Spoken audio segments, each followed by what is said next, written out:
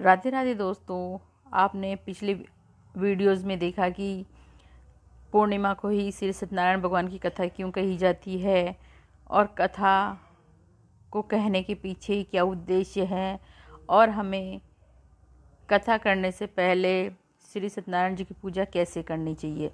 दोस्तों, उसी श्रृंखला में आज से हम शुरू कर रहे हैं श्री सत्यनारायण व्रत कथा का पहला अध्याय। दोस्तों, एक समय की बात है, योगी राज नारद जी दूसरों के हित की इच्छा के लिए अनेकों लोकों में घूमते हुए मृत्युलोक में आ पहुँचे। यहाँ उन्होंने अनेक योनियों में जन्मे प्राय सभी मनुष्यों को अपने कर्मों द्वारा अनेकों दुखों से पीड़ित देखा। उनका दुख देख नारद जी सोचने लगे कि कैसा यत्न किया जाए जिसके करने से निश्चित रूप से मानव के दुखों का अंत हो जाए। इसी विचार पर मनन करते हुए वह विष्णु लोक में गए। यहाँ वह देवों के ईश नारायण की स्तुति करने लगे, जिनके हाथों में शंख, चक्र, गदा और पद्म थे। गले में वरमाला थी, पहने हुए थे। स्तुति करते हुए नारद जी बोले, हे भगवान, आप अत्यंत शक्ति से संपन्न हैं। मन तथा वाणी भी आपको नहीं पा सकती है।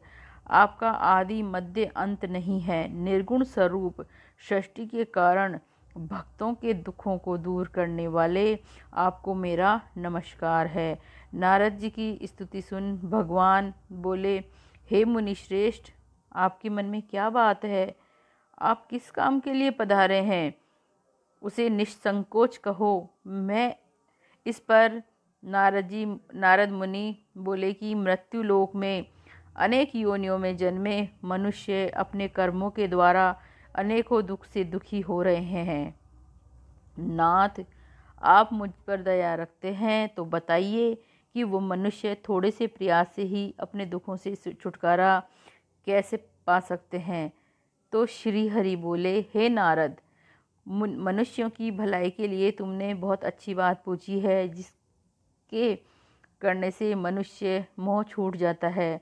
वह बात मैं कहता हूँ, सुनो। स्वर्गलोक और मृत्युलोक दोनों में एक दुर्लभ उत्तम व्रत है जो पुण्य देने वाला है। आज प्रेमवश होकर उसे तुमसे कहता हूँ। श्री सत्यनारायण भगवान का यह व्रत अच्छी तरह विधान पूर्वक करके मनुष्य तुरंत ही यहाँ सुख भोग कर मरने पर मोक्ष पाता है। श्री हरि के वचन सुनकर नारद जी बोले, उस व्रत का फल क्या है और उसका विधान क्या है? यह व्रत किसने किया था? इसको किस दिन करना चाहिए?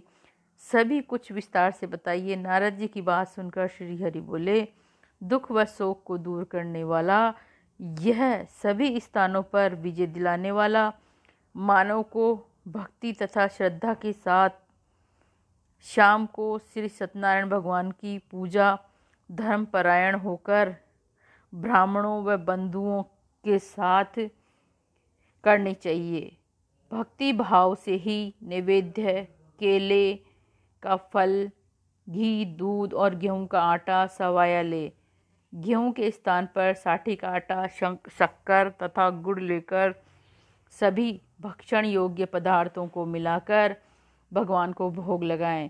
ब्राह्मणों सहित बंधु बांधवों को भोजन कराएं। उसके बाद स्वयं भोजन करें। भजन कीर्तन के साथ भगवान की भक्ति में लीन हो जाएं। इसी तरह सत्यनारायण भगवान का यह व्रत करने पर मनुष्य की सारी इच्छाएं निश्चित रूप से पूरी होती है। इस कलिकाल अर्थात कलयुग में मृत्युलोक में मोक्ष का यही एक सरल उपाय बताया गया है। तो दोस्तों, सभी को पूर्णिमा के दिन सत्यनारायण भगवान की कथा अवश्य करनी चाहिए और अगर आप सक्षम हैं तो व्रत भी कर सकते हैं, अन्यथा शरीर को कष्ट ना दें।